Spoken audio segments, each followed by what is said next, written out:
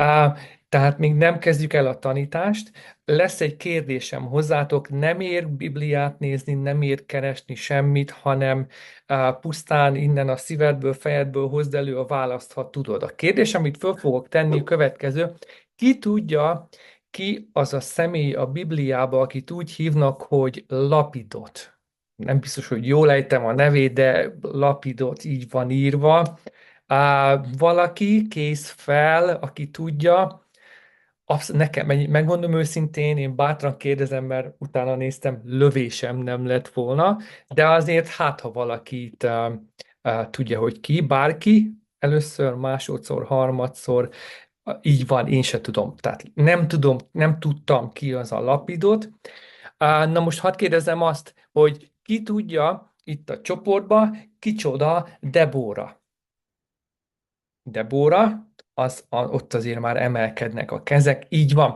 Tehát Debóráról tudjuk, hogy ki az a Debóra, viszont Zoli, nem tudom, hogy most Németországban vagy, de hogyha be tudod nekünk vágni a Bírák 4:4-et, a, a feleségem kiabál onnan föntről, ő most nem tud itt lenni, de ő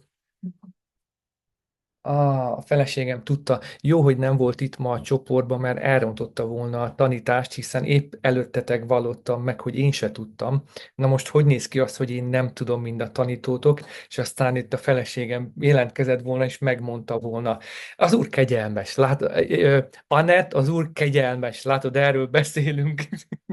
Rendben, viccelek csak. Dicsőség az Úrnak, hogy ő tudta ezt. Tehát Bírák 4:4. Azt írja a Biblia, hogy Debora, a profétanő, nek volt férje, és az ő férjét úgy hívták, hogy Lapidot. És érdekes módon, akárhogy keresed a Bibliát, keresed, kutatod, nem találsz erről az emberről sok mindent, csak ezt az egy bejegyzést, hogy ő Lapidot és Debóra férje. Na most miért fontos ez? Testvérnők, van olyan, amikor az Úr fölkent téged, mint egy prófétát, mint egy apostolt, evangélistát, pásztort, vagy csak egy egyszerű tanítványt, és aztán fölforgatod a világot, anélkül, hogy a férjed beírná magát a keresztény történelembe, és könyveket írnának róla, vagy dokumentumfilmeket készítenének róla. Tehát van ilyen. Hiszen a Deborának a férjéről a mai napig nem tudunk semmit, egyetlen egy versike van csak a Bibliában róla, míg Deborából több rész van, és az Úr nagyon sokat beszél róla. Tehát akkor, amikor a férjed nem egy Smith Wigglesworth, vagy nem egy híresség, akit ismernek az egész földön, ne es kétségbe, mert nem mindenki van elhívva arra, hogy fölforgassa az egész világot, kinek mi adatot, kinek mi a kapacitása a hit területén. Tehát semmiképpen sem, a férfiakról fogok ma tanítani, elmondom, csak próbálok előre reagálni a kérdésekre, ami menet közben majd felmerül bennetek. Tehát nem mindenkinek a férje van arra elhívva, vagyis esetleg nincs kapacitása annyi, és ez teljesen rendben is van így, elfogadjuk, megértjük, adunk időt növekedésre, kegyelemre, feleségek, férjek felé, de nem mindenkinek a férje lesz egy úttörő apostol, vagy egy úttörő próféta, és ez teljesen rendben van így. Ezért mondom, hogy Debóra egy ilyen példa a Bibliába, ahol igazából nem látjuk azt, hogy az ő férje kiemelkedő alak lett volna, amellett, hogy hiszem, hogy egy istenfélő ember lehetett.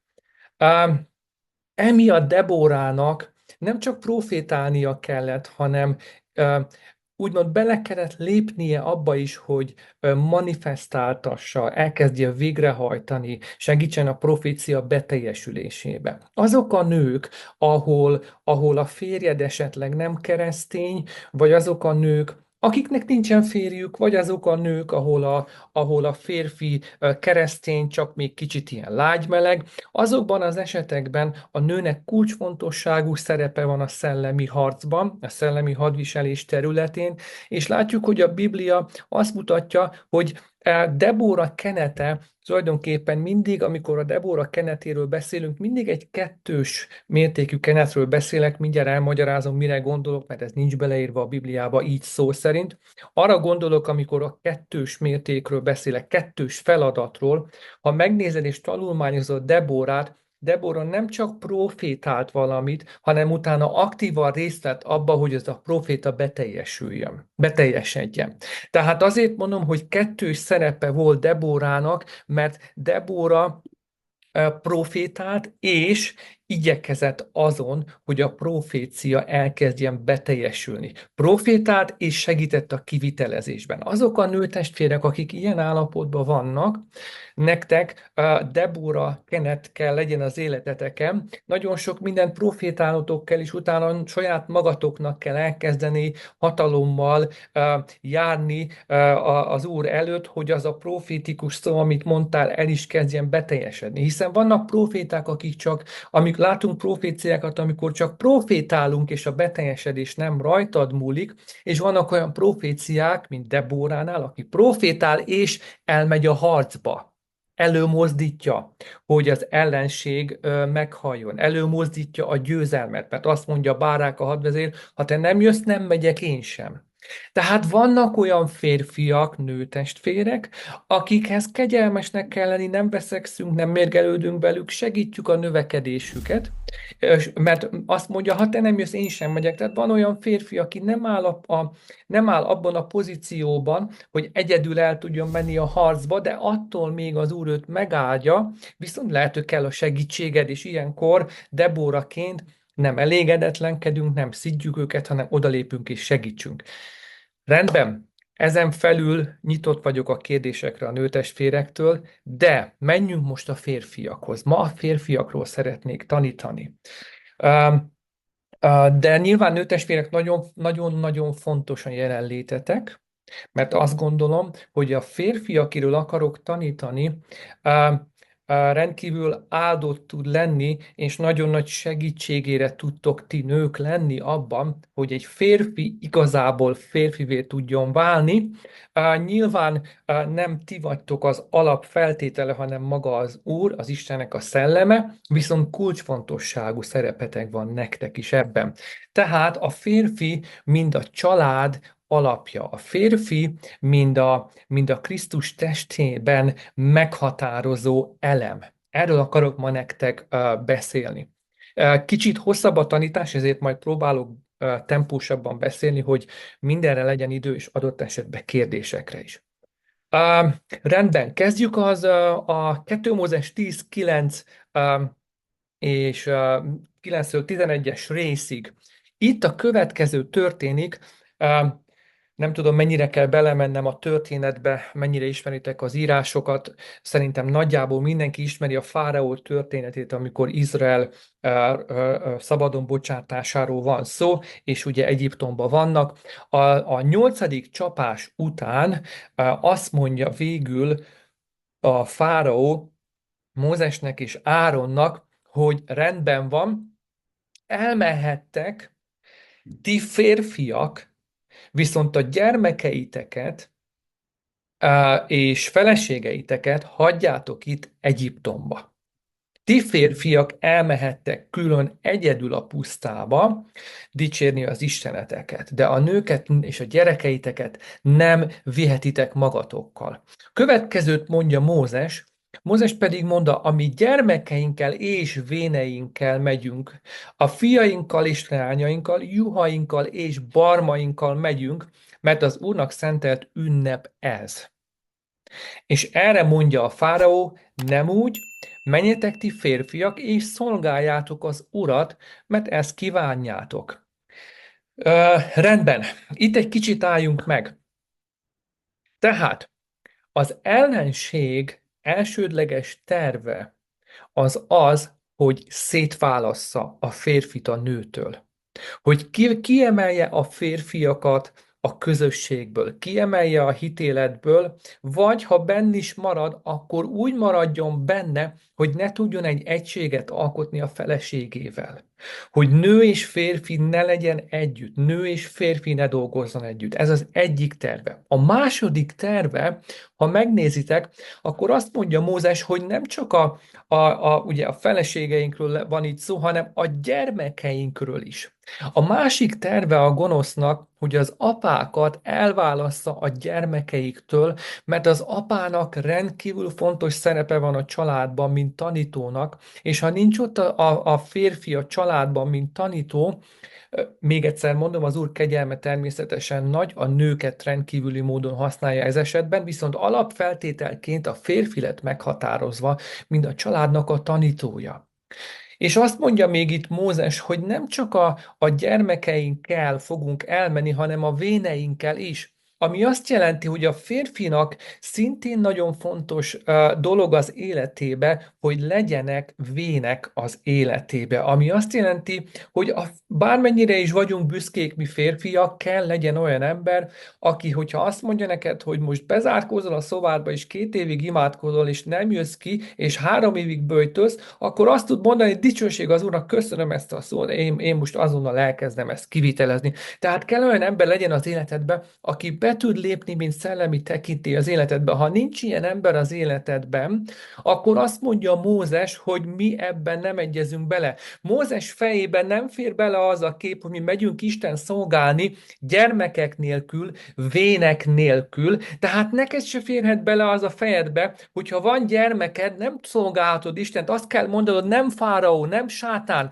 nem szolgálom úgy az Istent, nem akarom úgy szolgálni, jobban mondva, hogy a gyermekeim a pokolra mennek. Nem akarom úgy szolgálni az Istent, hogy nincsenek vének felettem, nincs egy szellemi vezetőm, nem akarom így szolgálni. Azt mondja a Biblia még, hogy a juhaikat és a barmaikat is követelte Mózes. A másik dolog, amit egy férfinak szem előtt kell tartani, azt kell mondanod, nem sátán, leveszed a kezedet a vagyonomról, leveszed a kezedet az áldásomról, mert azzal együtt fogom szolgálni az Istent, hiszen az én felelősségem, hogy ellássam a családomat juhokkal, barmokkal, gazdagsággal. Én vagyok a felelős azért, és én most megharcolom veled, Egyiptom, sátán, azt, hogy leveszed a kezed az áldásokról.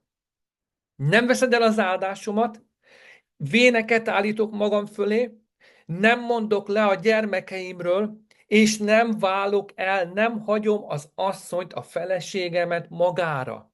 Mondván, hogy én szolgálom az Urat. Ezzel szemben, nem tudom, van-e köztünk pásztorgyermek, ne tedd föl a kezed, hogyha van is. Ezzel szemben mit látunk sokszor? A leginkább abúzolt, a leginkább sérült emberek sajnos ma a kereszténységben, a gyülekezetben a pásztorok gyermekei.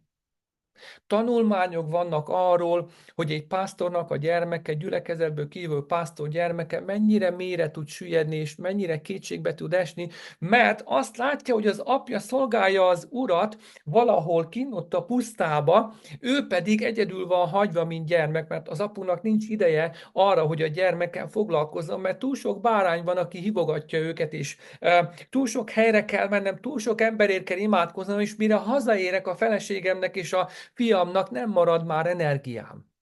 És ezért, amikor felnőnek, az első dolog, amit megtesznek, hogy a lehető legmesszebb futnak a gyülekezettől, hiszen az apa, a férfi elveszítette a funkcióját, hogy legyen a pásztora, a tanítója, a szellemi tekintélye, a feleségének, a gyermekének, és hozza be oda a jólétet, az ellátást, a juhokat és a barmokat. És a fáraó azon dolgozott, és azt mondta Mózesnek, hogy így elmehettek szolgálni az Urat.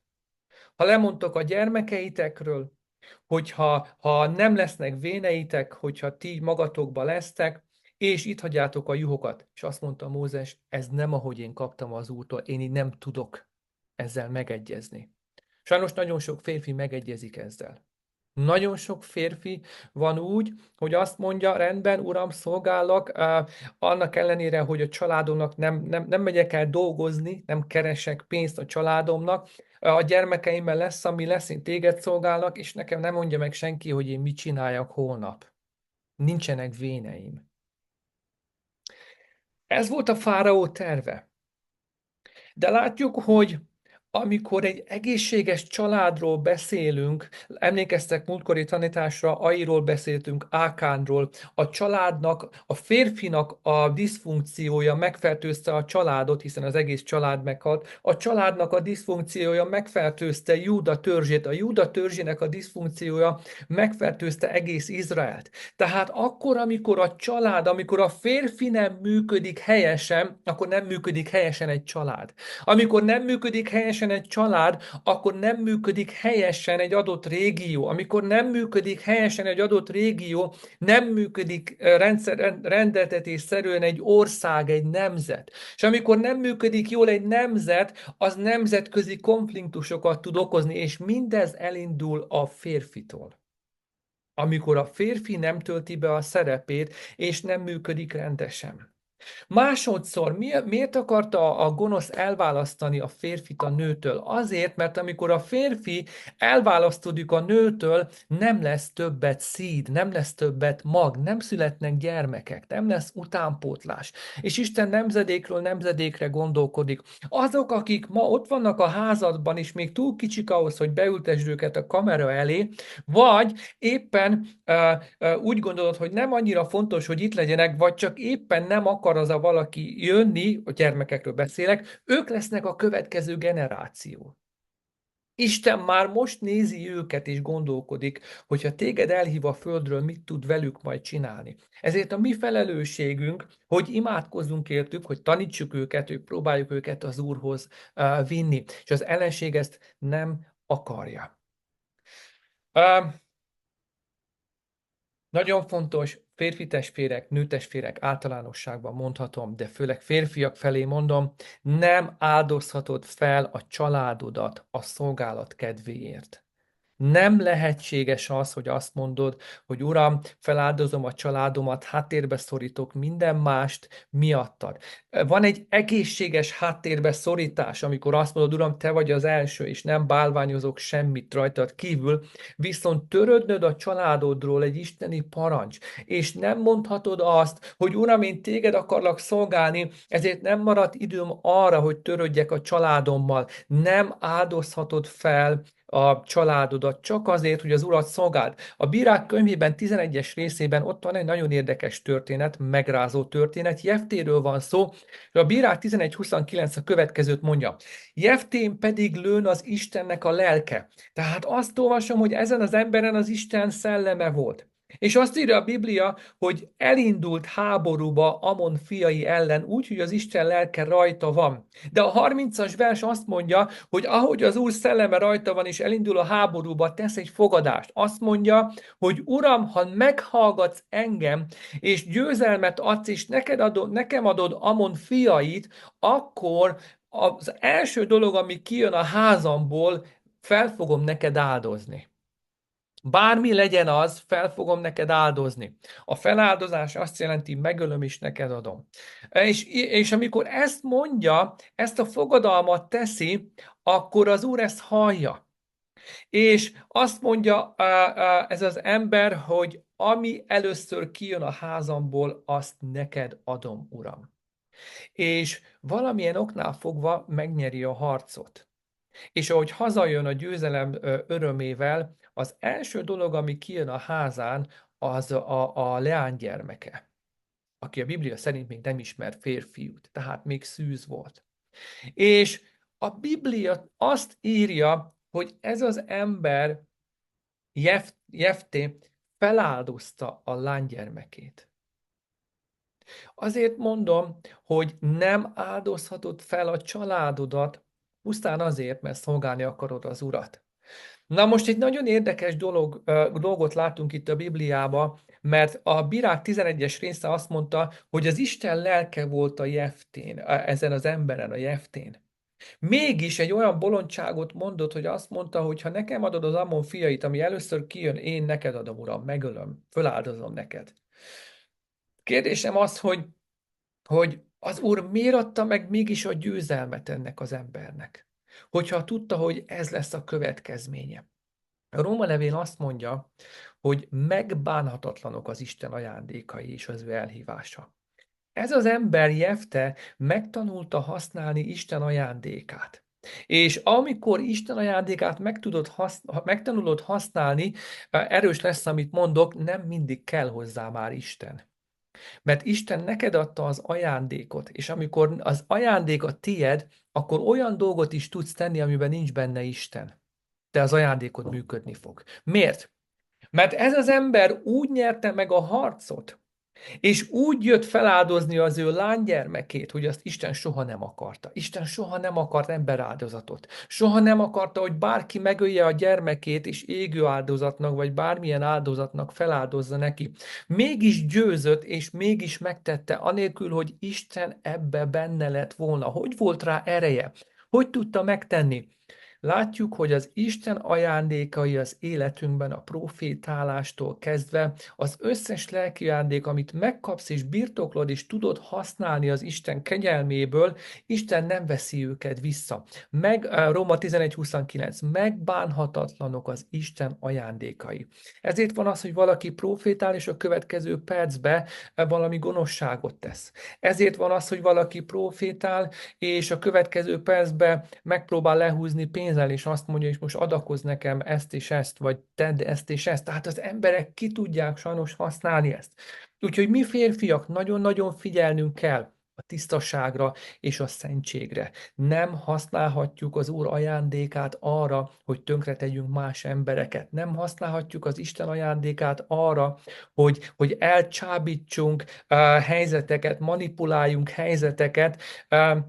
Nem használhatja egy prédikátor arra a tudását, hogy különböző nőket vigyen az ágyba, mondván, hogy megnyerem őket, és aztán, tehát nagyon-nagyon tisztának kell lennünk nekünk férfiaknak, mert látjuk, hogy az ajándék, ha egyszer ékesen szóló vagy Isten kegyelméből, egyszerűen csak az Úr kedvessége van rajtad, ezt nem használhatod ki a családod vagy más embereknek a rovására.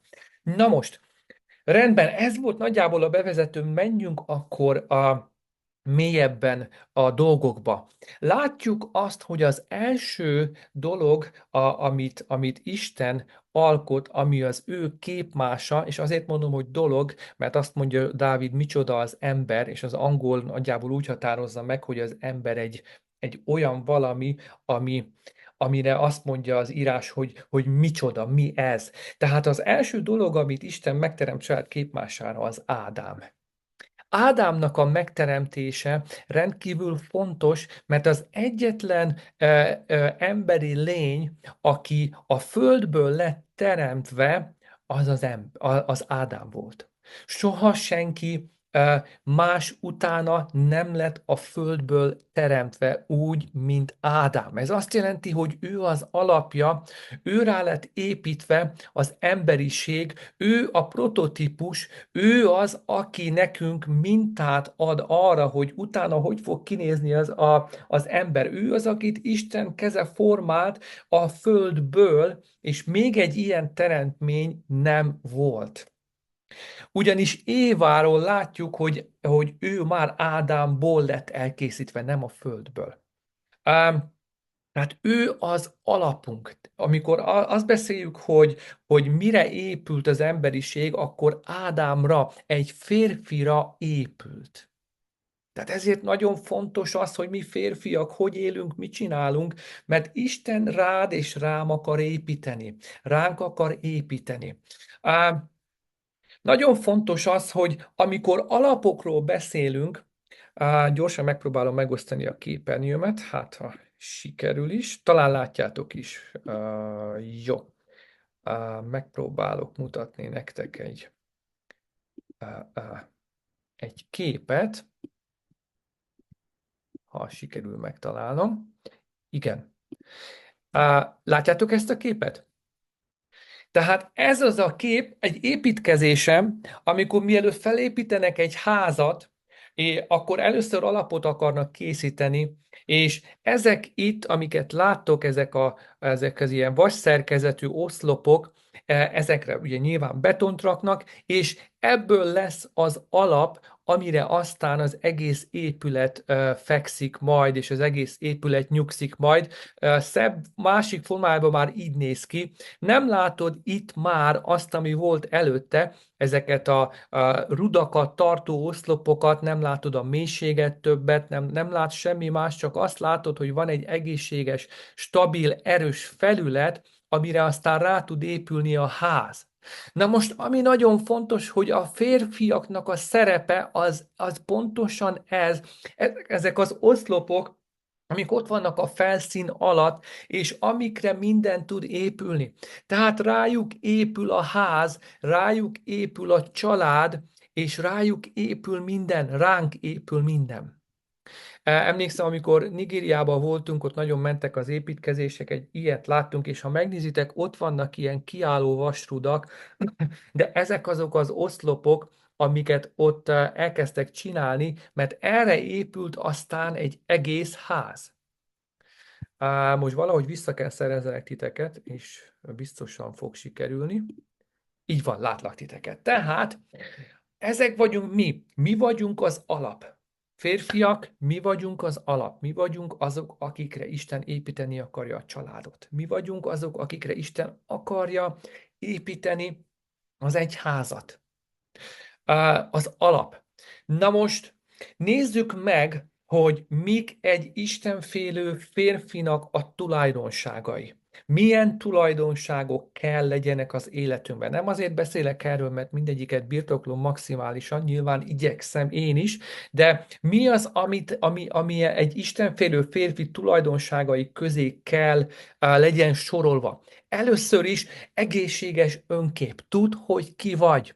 Tudd, hogy mi a férfi, tudd, hogy mi a szerepünk, tudd, hogy ki vagy, és miért alkotott meg Isten, tudd, hogy te vagy Istennek a képe. Amikor rád néz a feleséged, rád néz egy ember, azt kell mondja, hú, valószínű így nézhet ki Isten, mert te vagy egy kép. Amikor ránézel egy képre, akkor olyan, mintha látnád az igazi szemét, mégsem az igazi, mert ez csak egy kép, viszont látod róla, hogy néz ki az igazi személy.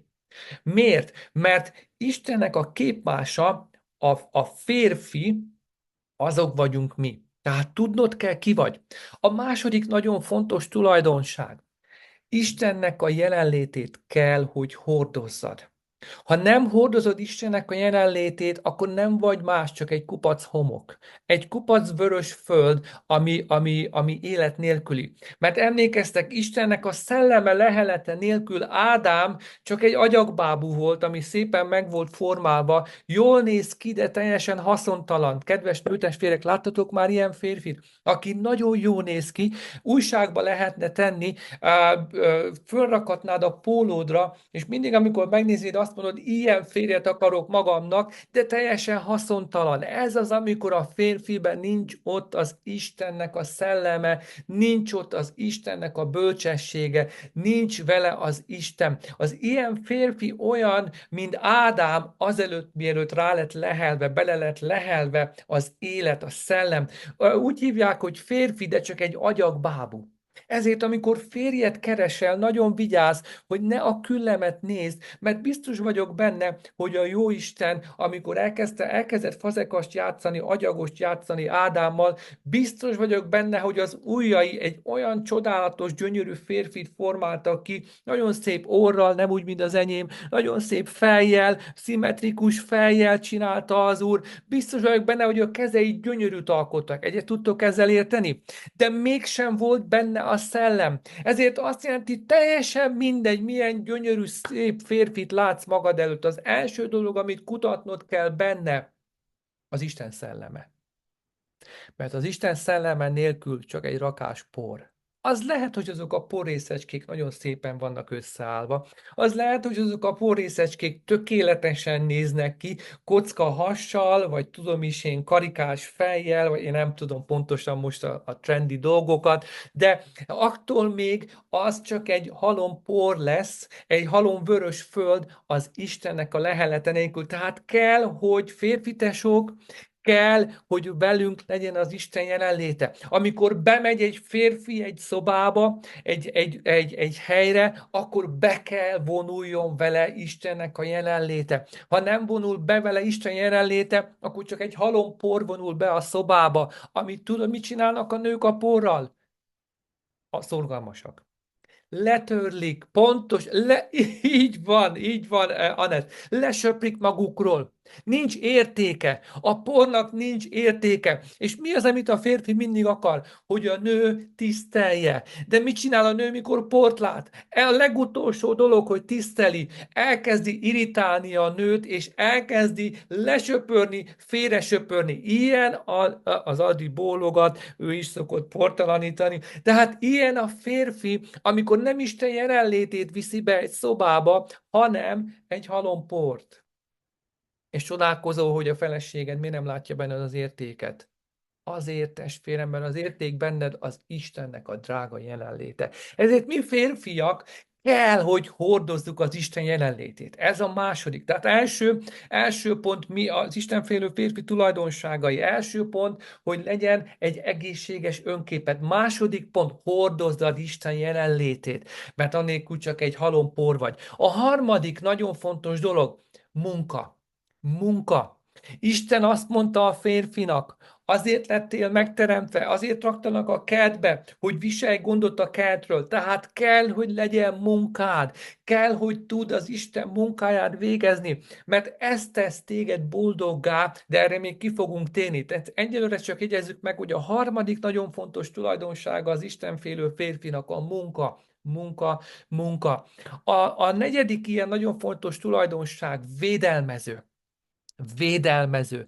Védelmezned kell a családodat. Na most, múltkor beszéltünk arról, hogy a Zoli 3 férfit is meg tudna verni, 2 egyszerre.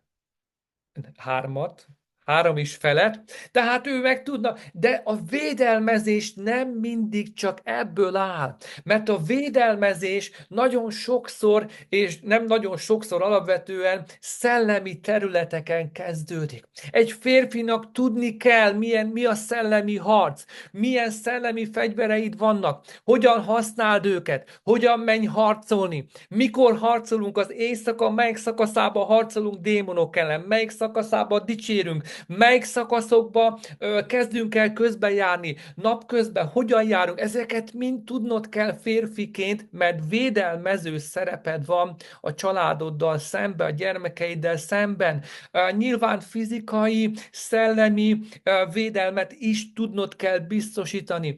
De miért mondom ezt? Azért, mert te egy olyan építmény vagy, amikor egy alapot építünk a háznak, az alap elég erős kell legyen ahhoz, hogy képes legyen elhordozni a házat. Na most, hogyha elkezdem ütögetni a mögöttem levő falat, és fejjel elkezdek neki menni a falnak, biztos fájni fog a fejem, az egyik dolog ez lesz. A másik dolog, nem fog szétdőlni a ház, mert az alap nagyon erősen és stabilan tartja a házat.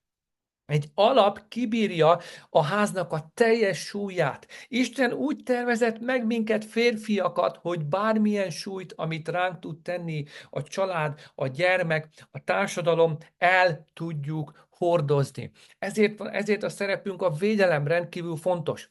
Következő pont az Isten igéjének a tanítója.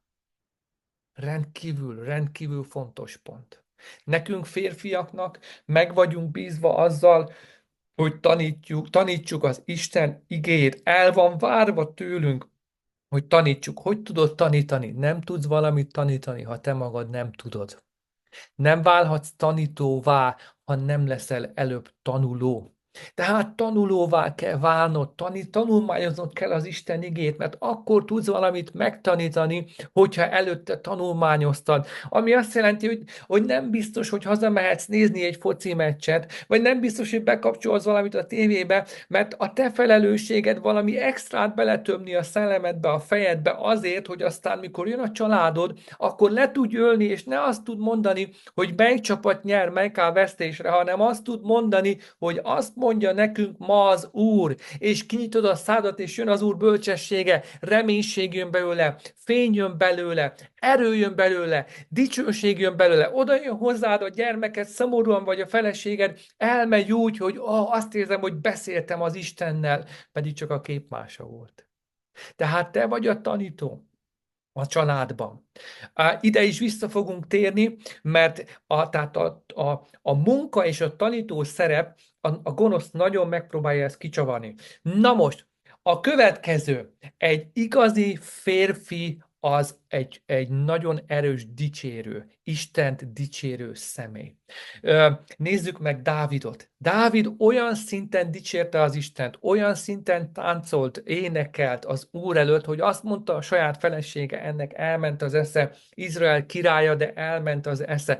Egy igazi férfi nem szégyeli dicsérni az Urat, nem szégyel táncolni, nem szégyel tapsolni, nem szégyel énekelni. Tudom, hogy olyanokról beszélek férfiak, magamat is mondom, amikor így meg kell szólalni, énekelni kell, meg kell mozdulni, a fizikai testünknek ez ilyen, olyan ciki, vagy olyan nem is tudom, hogy mondjuk ezt, de ezeket le kell győznünk, mert Isten elvárja tőlünk, hogy példát mutassunk a gyerekeinknek, a feleségünknek. Hogy mutatsz példát, hogy mondod majd a gyerekednek, fiam, dicsérd az Urat, és közben állsz, mint egy fadarab, nem tudod. Ezért nekünk, férfiaknak, akár mennyire is van ilyen, hogy mondják, robotmozgásunk, vagy tudom is én, föl kell emelnünk a kezünket, kell tapsolnunk, kell tudni mosolyogni, be kell tudnod kiabálni, hogy ámen. Föl kell tudnod állni, kell futnod egy kört a terembe, mert férfi vagy, és a te feladatod az, hogy worshipelj, hogy dicsérd az Urat.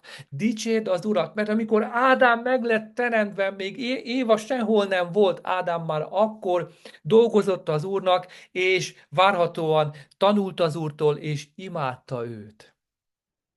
Tehát nekünk férfiaknak dicsőítőnknek kell lenni. Honnan tudod, hogy megint csak egyedülálló nőtestvérek, amikor férfit vadásztok magatoknak, amint mondtam, kinézet, nagyon fontos. Nincs ott az Úr szelleme, csak egy rakás por, előbb-utóbb el fogod kotoni, te magad fogod kitakarítani a házból. Hogyha nagyon bölcsnek kell lenned.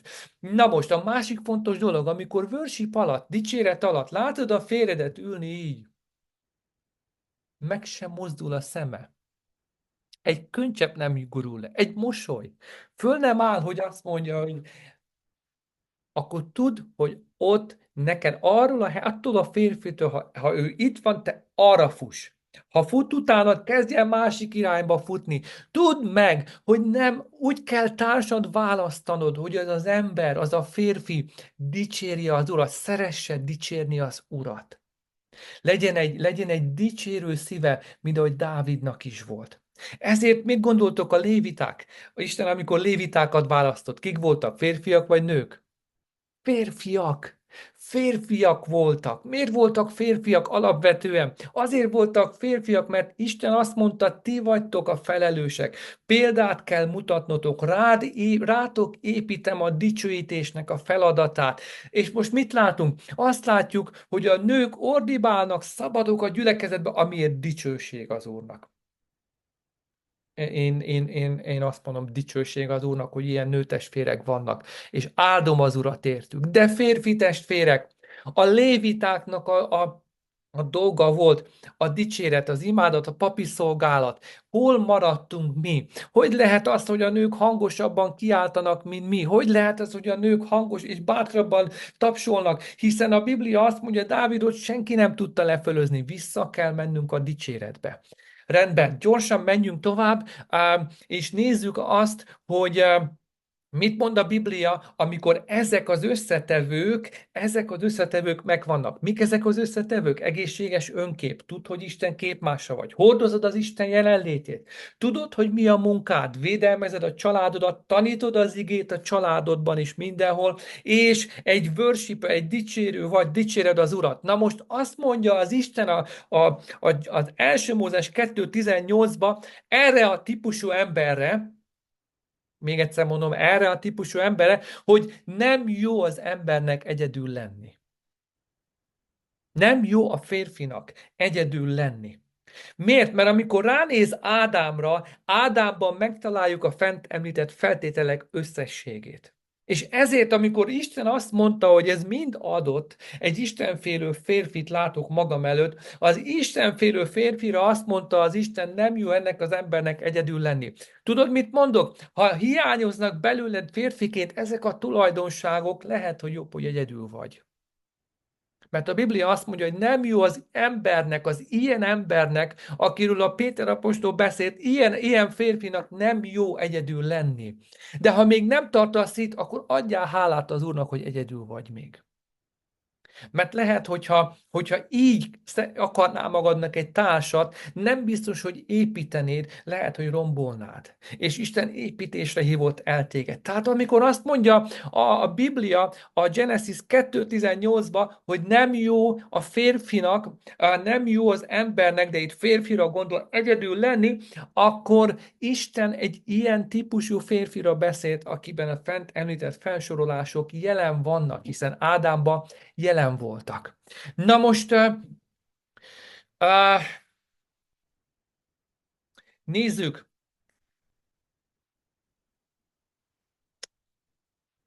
miért fontos az, hogy közösségünk legyen nekünk férfiaknak az Úrral. Miért rendkívül fontos ez? Uh, Itt talán már említettem, de nem vagyok benne biztos, hogy itt Londonban tanítottam a gyülekezetben, vagy itt a csoportban. De akkor, amikor egy férfi apává válik, az apa szó rendkívül fontos és mély jelentőségű az eredeti héber nyelven megfogalmazva. Ugyanis az apa szó, az abba szó azt jelenti, hogy forrás, és azt is jelenti, hogy fenntartó. Tehát nem csak azt jelenti, hogy apu, apuci, amit tudunk az Abba szóról, hanem azt is jelenti, hogy valaminek a forrása, valaminek a fenntartója. Az azt jelenti, hogy amikor Isten téged apának szólít, apának lát a családban, az azt jelenti, hogy te valaminek a forrása kell legyél a családba, és te kell legyél a fenntartó a családba.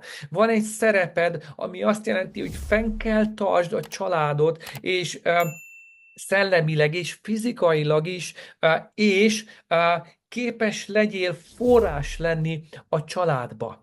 Mit jelent ez? Az, hogy a te felelősséged az, hogy ruház, a te felelősséged, hogy etesd, hogy megvéd a családodat és a gyermekeidet. És nagyon érdekes dolog, amikor azt mondjuk, hogy az a férfi egy apa, csak úgy zárójelben mondom, hogy egyébként az első nő nem földből lett teremtve, hanem a férfiból lett teremtve. Az angol nagyon sokszor azt mondja a nőre, a kapcsolatban, hogy baby, és ez nagyon érdekes, mert a legelső bébid az nem az, aki majd meg fog születni a gyermeked, a legelső bébi ott ül melletted, a feleséged. A feleségedet úgy kell látnod, mintha a te gyermeked lenne. Miért? Mert te gondoskodsz róla, mert a te felelősséged az, hogy megtanítsd a feleségedet az Istennek az útjaira. A te felelősséged az, hogy vegyél neki ruhákat. Tapasztaltátok, férfiak? Elmentek dolgozni, és a legelső dolog, amit láttok, hogy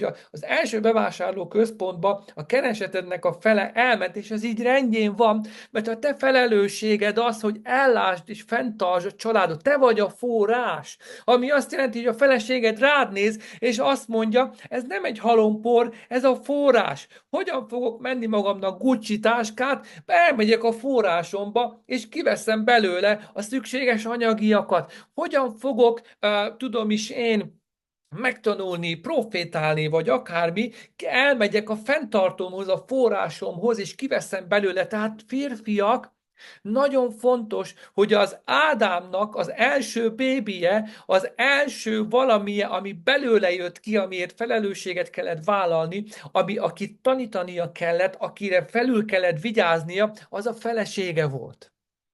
Tehát amikor azt mondjuk, hogy apa, atya, akkor tulajdonképpen az eredeti koncepció az az volt, hogy Ádám volt az atya, a szülője, a felügyelője a feleségének.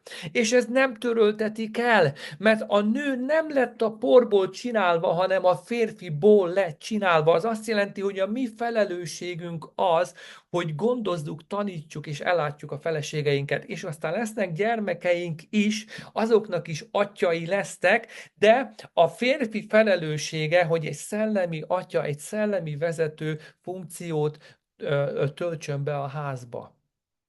És ezért is nagyon érdekes, amikor Isten ítéletről beszél, akkor találjátok ki, kit vesz elő, nem más, mint a férfit. Minket vesz elő az Isten elsősorban. Malakiás 4:5. Ímé elküldöm nektek Illést a prófétát. Mielőtt eljön az Úr nagy és félelmetes napja. Figyelj, mit mond a 4:6. És az atyák szívét a fiakhoz fordítja. Mit csinál a próféta? Mit csinál a prófétai kenet? Mit csinál Isten kenete? Elkezdi felébreszteni az atyákat. Mi történik akkor, amikor felébrednek az atyák? A fiúk elkezdenek reagálni rá. Az atyák és a fiúk elkezdenek funkcionálni. Hol vannak a nők, hol vannak a lánygyermekek? Azok jönnek utána, mert mi volt az alap? A férfiak, az atyák. Kinek az atya vagy? Még a feleségednek is az atya vagy, a gyermekeidnek az atya. És a Biblia azt mondja, hogy Illés próféta munkája, a kenet, a prófétai kenet téged szorgalmaz felébreszteni, hogy ébredj fel, mert az atyák fia odafordul a szívekhez, a fiak szíve pedig az atyákhoz. De kik kezdik először? Az atyák, nem a fiak. Előbb az atyák fia fordul a szívekhez, utána a fiak szíve az atyához. Az atya felelőssége az, hogy a fiakat megnyerje. Miért? Mert az atya a forrás, a fenntartó. És mit mond a B fele az írásnak, hogy el ne jöjjek, és meg ne verjem a földet átokkal. Most kapaszkodjatok bele, férfi tesók, a széketekbe. Tudjátok, miért van a föld átok alatt? Mert a férfiak elvesztették a pozíciójukat. Zoli, rak be nekünk a Malakiás 4:6-ot ide a chatboxba, hadd lássák mások is, mert ha nem látjátok, talán kételkedni fogtok benne. De azt mondja a Biblia, hogy ha az atyák szíve nem fordul a fiakhoz, és a fiak szíve nem fordul az atyákhoz, akkor Isten eljön és megveri a földet átokkal. Tehát átok szabadul a földre, amikor a férfi nem tölti be a pozícióját. Honnan vesszük ezt? Nézzük meg az első átkot, az első csoportos átkot a Bibliába. Ádám kap egy átkot. Mit mond neki az írás? Átkozott legyen a föld miattad. Tehát akkor, amikor a férfi nem tölti be a szerepét, tudod, mi történik? Átkozott lesz a föld. Hogyan?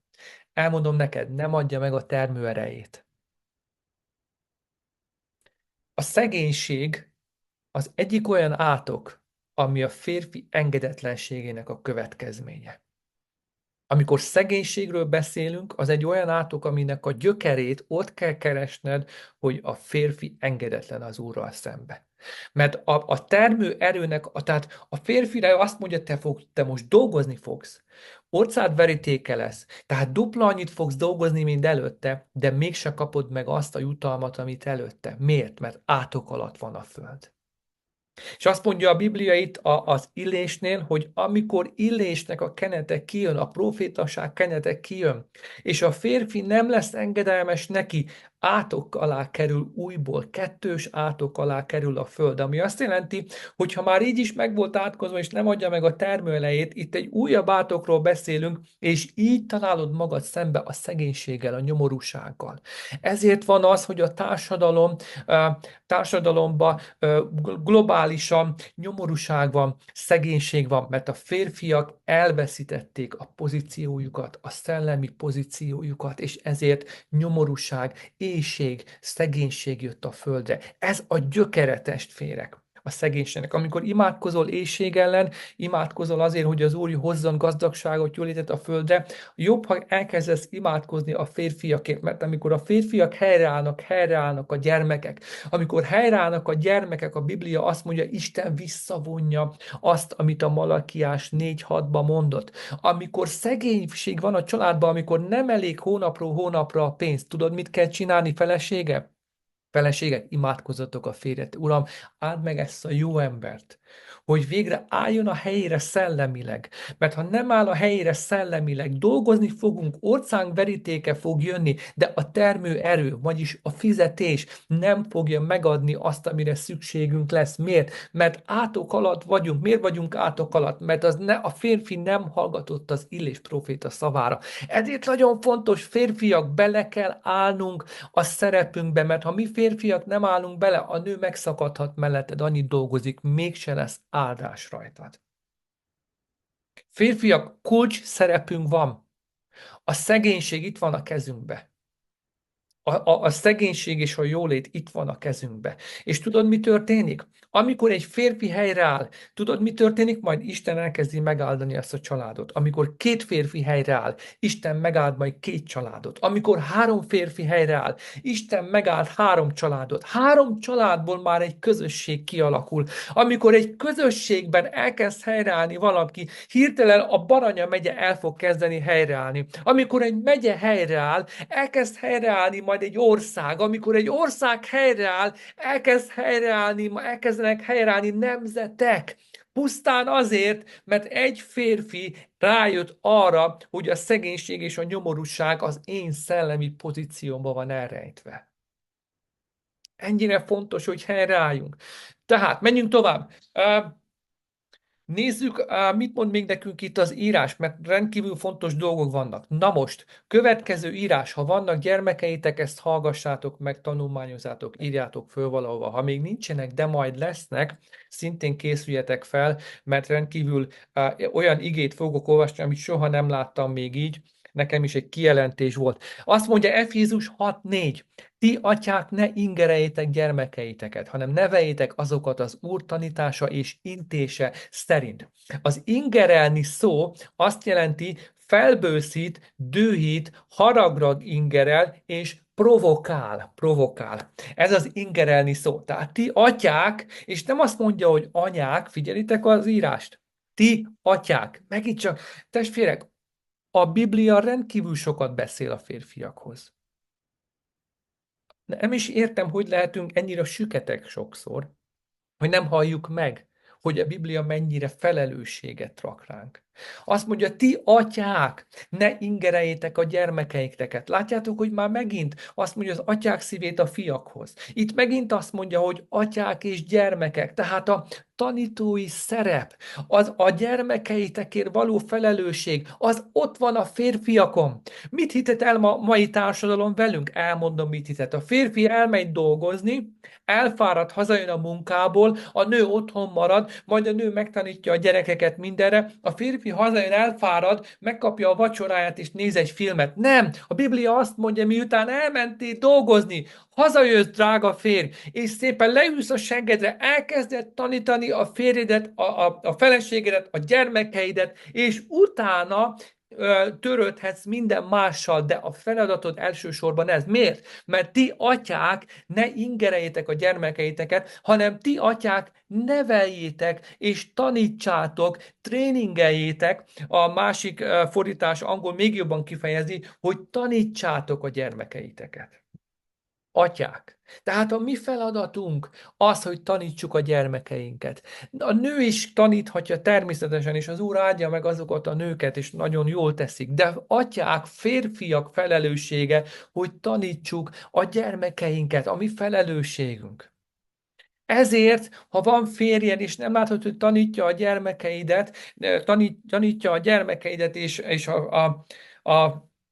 akkor menj oda bátran, és mondd, szívem, ne haragudj. Most olvastuk fel az Efézus 6:4-et, hogy ti atyák, ne ingerejétek, hanem tanítsátok a gyermekeiteket. Na most, miért van az, hadd kérdezzem meg, egy költői kérdés lesz, hogy a mai társadalomban a gyermekek rendkívül idegesek. Ne ingereljétek. Miért ingerültek? Miért dühösek? Miért van az, hogy Londonban a legtöbb késelés, nagyon magas itt a késelés, a legtöbb késelést 10 éves, 11, 12, 13 éves gyerekek, fiúk követik el. Ma, ha kimész itt Londonba az utcára, hiába, figyelj Zoli, mondtad, hogy leterítesz nem tudom hány embert. Na most ezt hallgass meg. Ha eljössz Londonba egyszerre, meglátogatod a gyülekezetünket, és adja az Úr, hogy eljöjjél, tesóm, és látogass meg minket itt Londonba.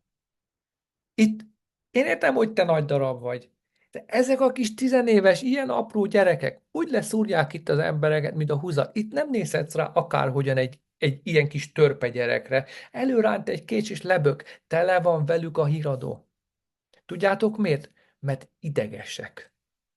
Tele vannak indulattal. Tele vannak haraggal. Itt most nemrég történt a metrónál, valaki ránézett csúnyán egy másik emberre, az a másik ember fogta és alálökte a metró alá a sétálót. Az emberek idegesek. Olyan, itt, hogyha beülsz az autóba, Londonba vezetsz egy kört, nem tudod megúszni anélkül, hogy ne dudálnának rád legalább 10-szer, mire elérsz a célodhoz. Idegesek az emberek. Tudjátok, miért idegesek? Megmondom. Az atyák. A Biblia azt írja, ti atyák, ne ingereljétek a fiatokat, a fiaitokat, a gyermekeiteket. Azért idegesek a gyermekek felnőtt korra, mert úgy nőttek fel, hogy az atyák egyfolytában dühítették a gyermekeiket. Elmondom, hogy miért. De jegyezzétek meg, azért van ma ideges társadalom, azért vannak ideges tinédzserek az utcán, azért vannak ideges férfiak az utcán, ideges férfiak és nők, ideges tinédzserek, mert ideges gyermekek vannak jelen a családokban. És ideges gyermekekből ideges tinédzserek lesznek. Ingerült, dühött, felgerjedt tinédzserekből pedig felgerjedt, ingerült felnőttek. Na most miért mondom azt, és mit jelent az, hogy ingerelni a gyermekeinket? Hogyan csináljuk ezt mi atyák? Hogyan csináljuk ezt mi férfiak? Ha megnézitek, Pál apostol egy rendkívül érdekes szellemi titkot rejt el ebben a versben.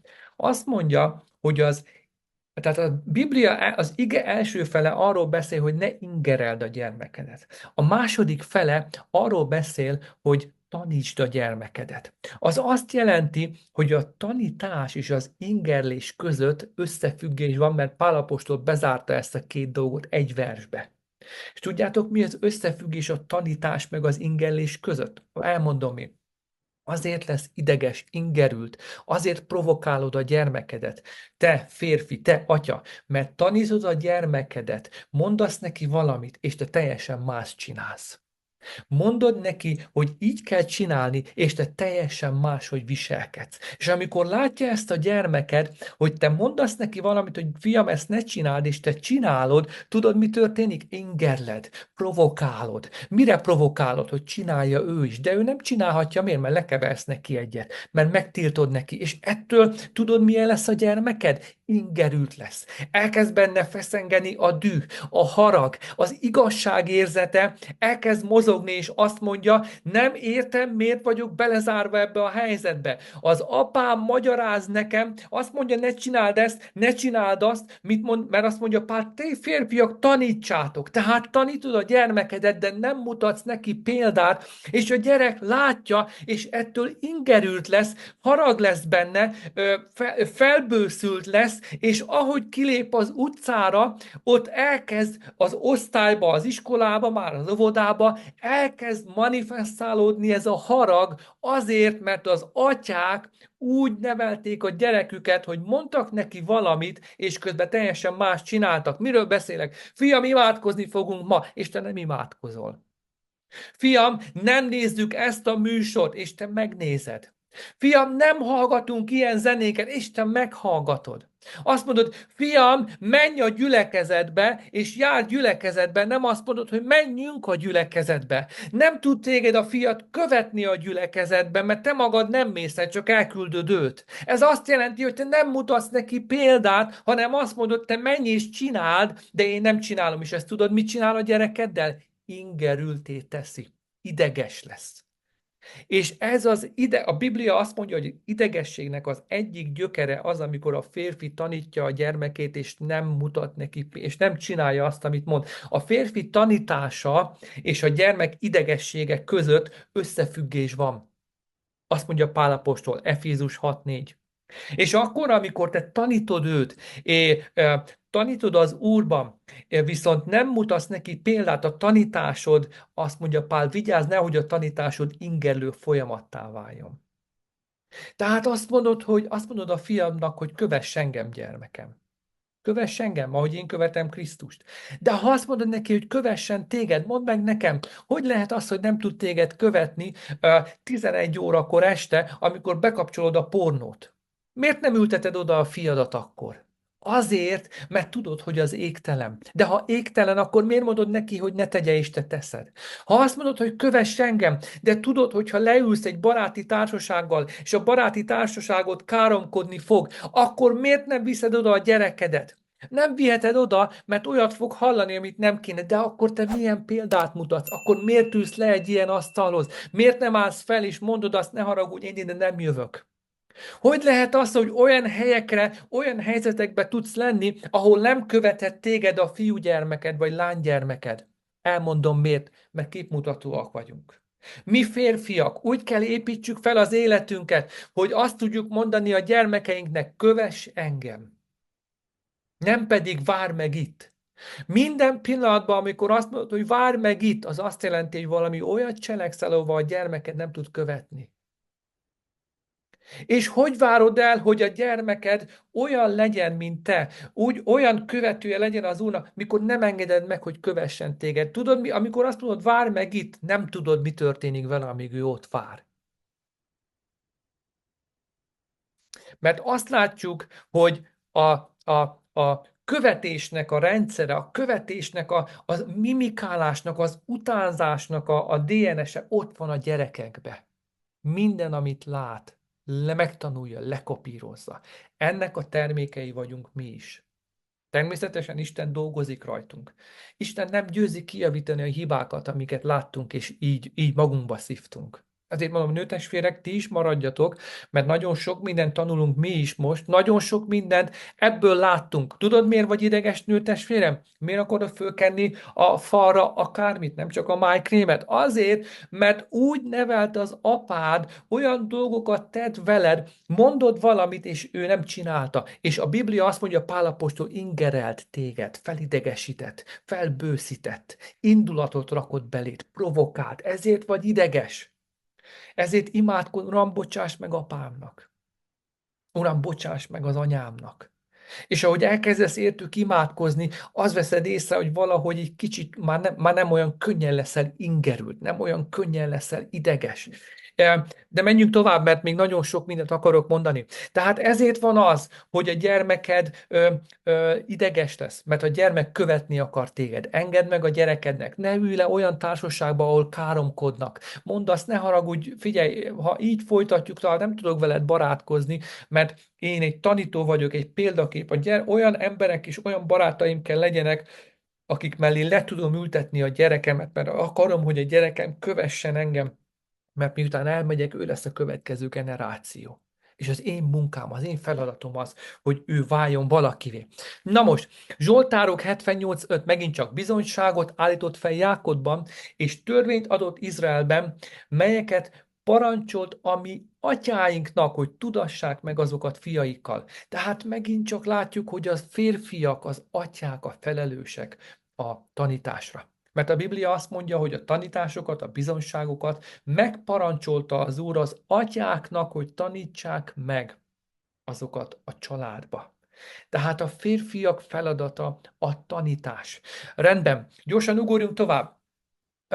Vezetői szerep, menedzsment a családban. Férfiak, hogyan legyünk vezetők, hogy menedzseljük a családot. Akkor tudod igazán, hogy is mondjam, csak az, hogy menedzseled a családodat, az egyik legnagyobb teszt a férfi életébe.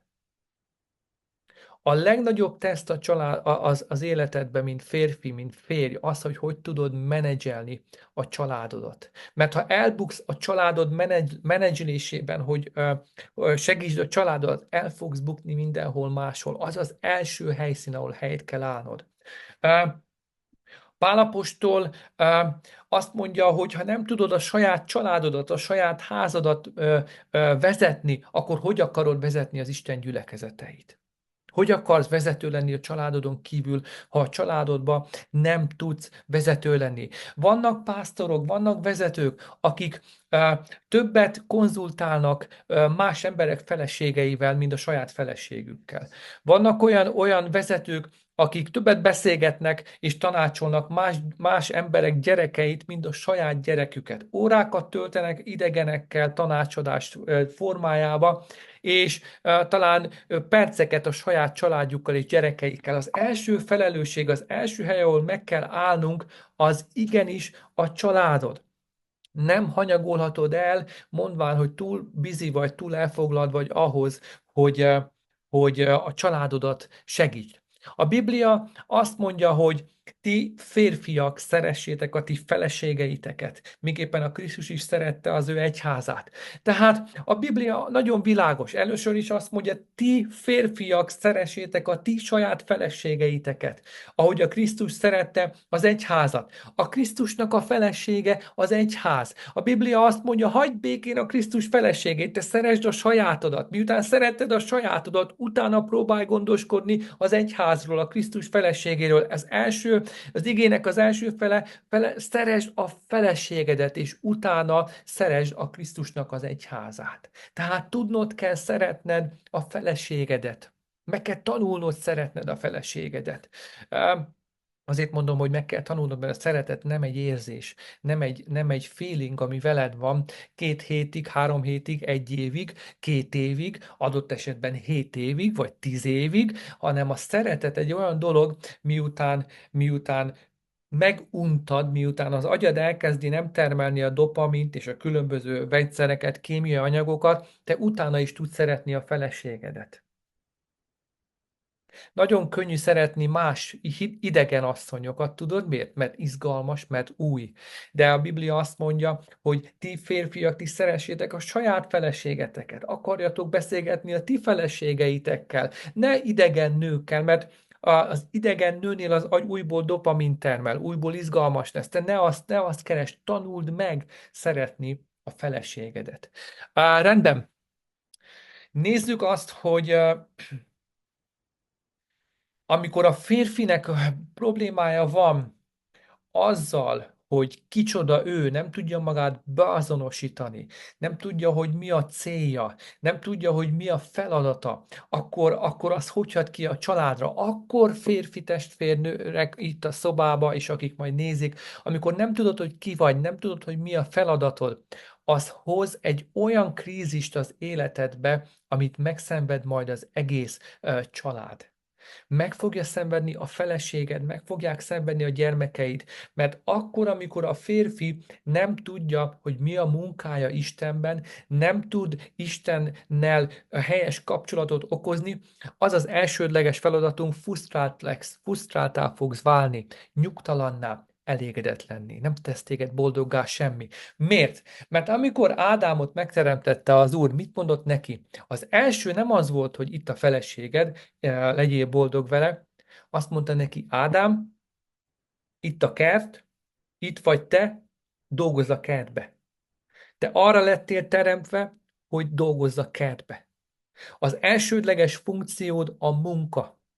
Az Istennek való munka, az Istennek való szolgálat, az elhívásodra való fókuszálás.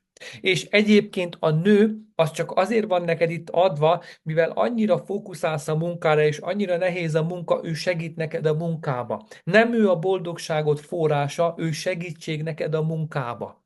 Ezért mi férfiak, amikor ránézel egy nőre, és azt várod, hogy tőle legyél boldog,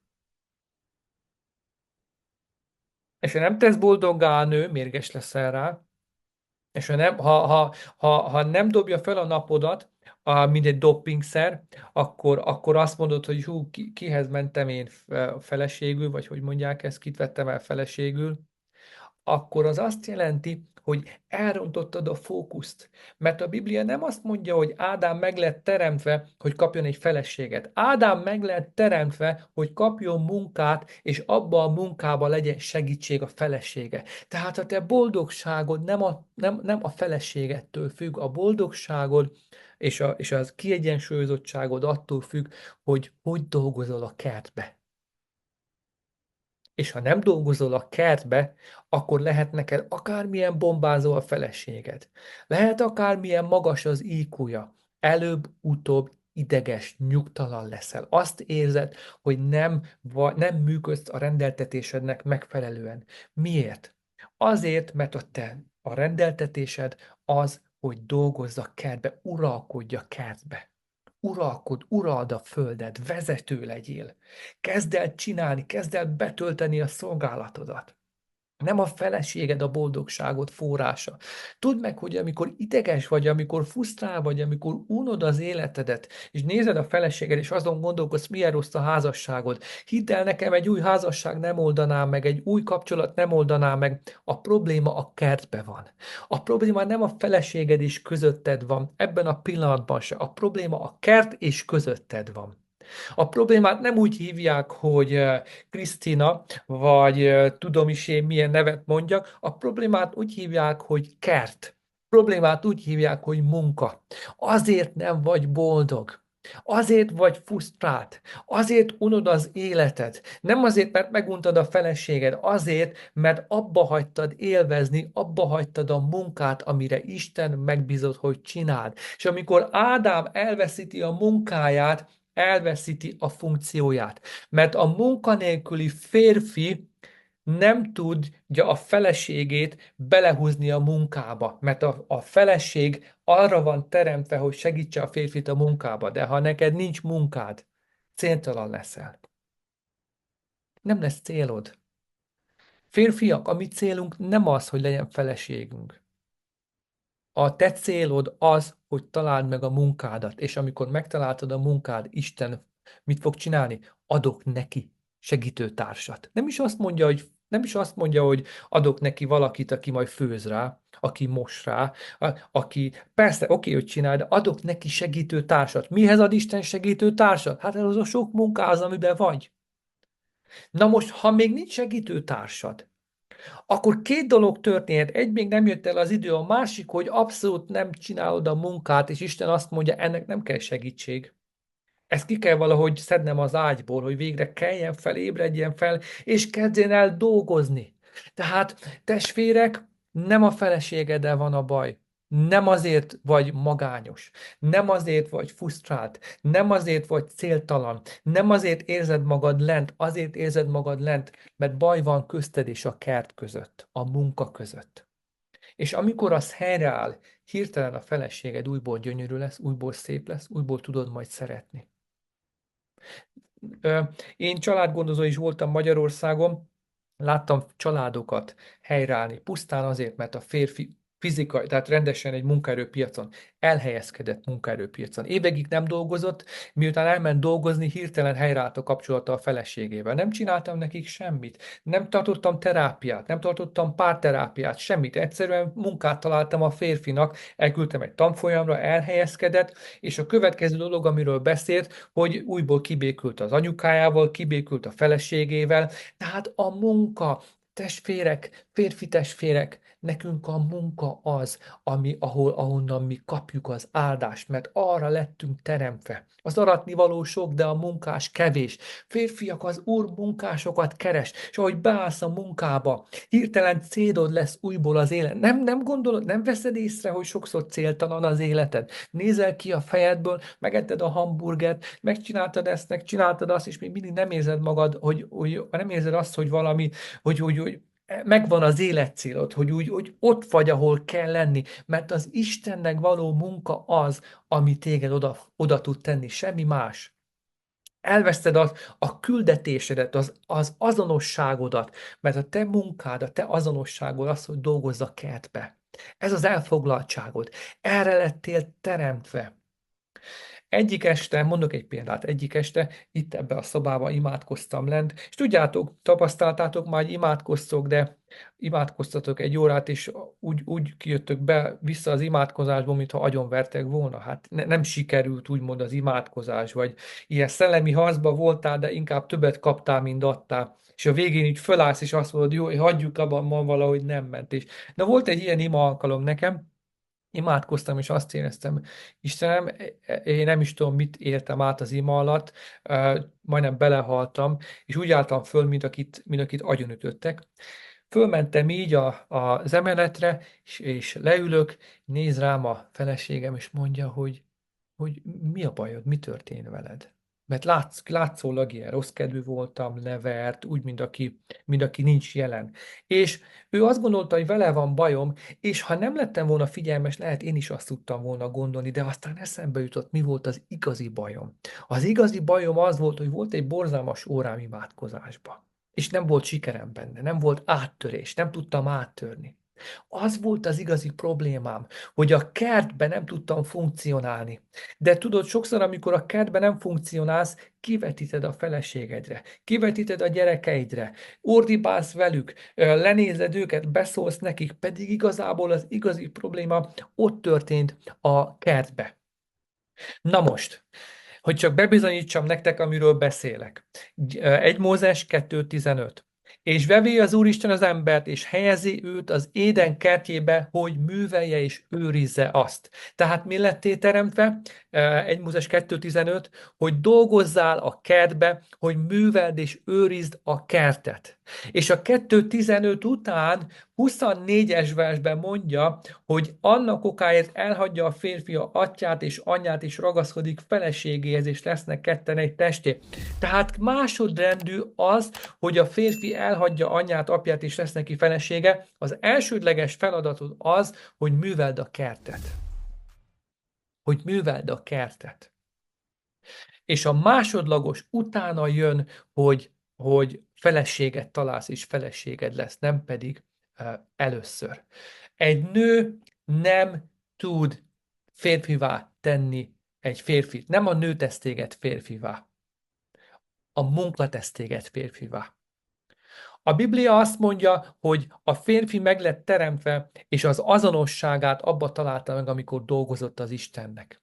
Nem az azonosságodat nem egy nőtől kapod, nem attól fogod kapni, hogy kezel téged a férfi, hogy kezel téged a feleséged. Sok férfi azt mondja, ó, én azért vagyok ilyen, mert elnyom a feleségem, én azért vagyok ilyen, mert nem hallgat meg a feleségem, mert abjúzol a feleségem, én azért vagy. Nem, nem, nem. Téged nem a feleséged kell, hogy meghatározzon. Téged azt kell meghatározzon, hogy dolgozol, mit dolgozol az Istennek. Mert Ádám onnan kapta az én azonosságát, hogy azt mondta, én egy kertész vagyok, aki ott dolgozok az Isten kertjébe. És nem azt mondta, én egy férj vagyok, akinek a felesége, ha jó kedve van, ezt mondja, ha rossz kedve van, azt mondja, és egy nap ez vagyok, egy nap az vagyok. Nem határozhat meg a feleségednek a kedve. Téged a munka kell, hogy meghatározzon. Jobbnak azt mondta a felesége, átkozd meg az Istent, és hallj meg. Jobb nem átkozta meg az Istent, és nem halt meg. Miért? Mert Jobb tudta, hogy az ő fókusza a munka, az ő fókusza Isten, az ő fókusza az uralkodás, az ő fókusza az, hogy Istennel legyen rendben a kapcsolata. Nem pedig az, hogy a felesége sajnálatból, szeretetből, sajnálásból, együttérzésből azt mondja, inkább hajj meg, mert nem bírom már, hogy nézni, hogy szenvedsz. Tehát nem a feleségettől jön az identitásod. A te identitásod az atyától kell jönnöd. Atyától kell jöjjön. Elég időt kell tölts a mennyben ahhoz, hogy úgy gyere ki az imából, hogy azt mond, szívem, te most egy hős látsz. És akármit mond a szíved, ó, ne haragudj szívem, a hősök nem így néznek ki, először is nincs kocka hasad, másodszor nem hiszem, hogy nem határozhat meg, mert neked tudnod kell, hogy ki vagy. A kert meg kell mondja, hogy ki vagy. A kertből kell megtanulnod, hogy ki vagy, nem pedig a feleségettől, mert a feleség csak utána jött, miután Ádám tudta, hogy kicsoda. Á, rendben. Tehát a nő azért van teremtve, hogy segítsen téged a munkába. Nem azért van teremtve, hogy szórakoztasson, hogy segítsen téged a munkába. Ami azt is jelenti egyúttal, hogy segítséget akkor hívunk, és arra hívunk, olyan segítséget hívunk magunknak, aki elég erős ahhoz, hogy tudjon segíteni. Ha ki kell vinnem ezt a kanapét itt, nem biztos, hogy látjátok mögöttem, egy kanapét, nem fogom azt mondani a Bettinának, hogy segítsen nekem megemelni a kanapét, mert ő egy nő, és azt gondolom, hogy egy kanapé túl nehéz, hanem inkább azt mondom a Gyurinak, hogy Gyuri, gyere fog meg azt a kanapét, és emeljük meg. Miért? Mert ugyanolyan erős, mint én, vagy még erősebb. Ezért vele fogok kanapét cipelni. Na most Isten viszont azt mondta, hogy szerzek neked segítő társat, és valahogy, amikor segítő társról beszél, szellemi kanapé cipelésről, akkor ő megteremtette Évát, azt a törékeny nőt, ami azt jelenti, hogy a törékeny nő valójában pontosan ugyanolyan erős tud lenni, mint az izmos férfi. Mert Isten azt mondta, hogy Ádám, itt van az, akivel kanapét fogsz cipelni. És Ádám ránézett Évára, és azt mondta, Uram, ne haragudj, ezzel nem cipelek kanapét, mert meg fogok szakadni. Nem ezt mondta, azt mondta, köszönöm, Uram, ami azt jelenti, hogy ti nők ugyanolyan erővel bírtok, sőt, adott esetben vannak erényeitek, amik még erősebbek, mint egy férfinak. Úgyhogy Magyarországon, sajnos Európában nagyon erős az, hogy leuralják a nőket, és azt mondják, hogy a nők álljanak be a sorba, ami megértem, hogy miért mondják, viszont nőtestvérek, ti ugyanolyan erősek vagytok, a segítőtárs azt jelenti, hogy egyenlő erővel bír a kanapé kiviteléhez, hiszen Isten nem adott volna segítőtársat egy bútor költöztető vállalatba, nem adott volna egy izmos férfit, és mondjuk egy olyan nőt, mint az Adri, aki nem tudom, hogy milyen erős, de nem gondolom, hogy egy költöztető cégnek, mint rakodó el tudná vállalni. Tehát az azt jelenti, hogy ti nőtestvérek óriási szellemi erővel bírtok. Rendkívüli erő van bennetek. Törékenynek néztek ki, aranyosak tudtok lenni, de ha ti elkezdtek harcolni, nincs olyan démon, aki meg tud előttetek állni. Ugyanolyan erővel bírtok, mint a szakállal és mindenféle férfias vonással ellátott Tillai Zoltán. Ti nőtestvérek ugyanilyen erősek vagytok, mint a másik szakállal ellátott Gyuri testvérünk, vagy éppen a János, vagy éppen a Beni, vagy éppen a Zoltán, és itt van velünk Attila, akinek nincsen szakála, de egyébként ugyanolyan erővel bír, mint férfi. Ti nőtestvérek ugyanúgy tudtok harcolni szellemben. És itt van velünk Attila is, akinek sincsen, másik Attila, akinek nincsen szakála, de attól még ugyanolyan erővel bír. Tehát ti nőtestvérek ugyanúgy meg vagytok áldva ezzel. Uh, rendben. Meg kell itt állnunk, mert az idő elment, és még sok mondani való lenne, és azt gondolom, hogy erről majd beszélünk legközelebb, de most hadd imádkozzak férfiakért, nőkért egyaránt, de főleg férfiakért, hogy fókuszáljak a férfiakra. Tehát mi az, amit a férfiaknak tenni kell? Tesók, mi az, amit tennünk kell? Önképfejlesztése. Tudd, hogy ki vagy. Tudd, hogy mire lettél teremtve.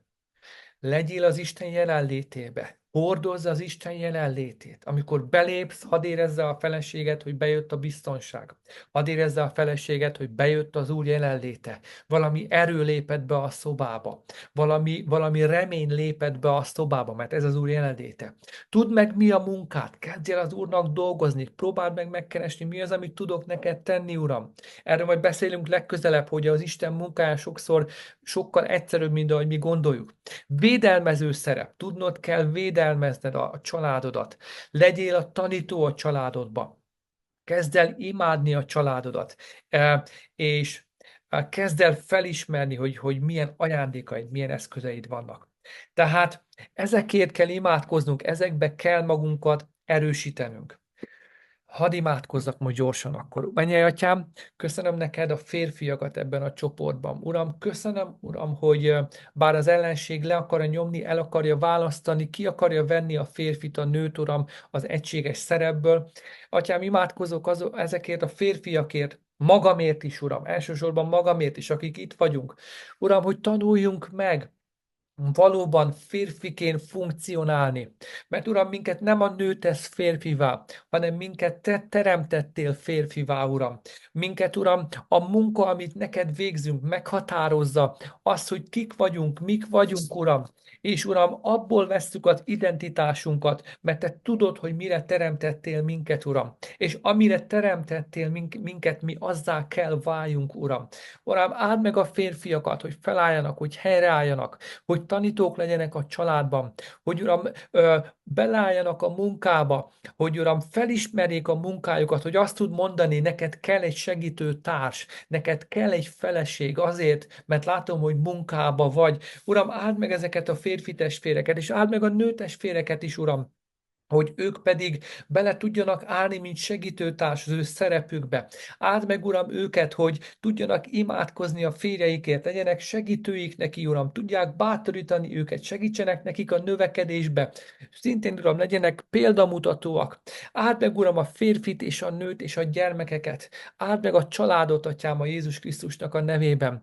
Uram, segíts meg minket, hogy helyreálljunk. Segíts meg minket, hogy betöltsük, Uram, a szerepünket. Imádkozom, Uram, azért, hogy a férfi, Uram, járjon elő a családban, az igének a tanulmányozásában, az Úrnak a szolgálatában. Nyilván, Uram, nem versenyezni fogunk, de Uram, mégis, mint papoknak, Uram, be kell töltenünk a szerepet. Imádkozom, Uram, azért, hogy a férfi, aki felelős, Uram, az anyagi javakért a családban, hiszen a férfinak a szellemi állapota hozhat, Uram, gazdagságot és szegénységet a családra, mert azt mondtad, Uram, hogy eljössz megátkozni a földet, hogyha a férfi szíve nem megfelelő.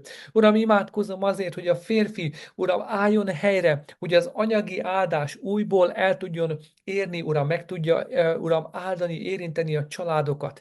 Imádkozom, mennyei Atyám, azért, hogy a férfiak, Uram, legyenek, Uram, az ő gyermekeiknek igazi, felelősségteljes szüleik, Uram, apjuk, Uram, akik példamutatással vezetik őket, Atyám. A Jézus Krisztusnak a nevében. Köszönöm, Uram, hogy meghallgattál, legyen neked dicsőség. Amen és amen.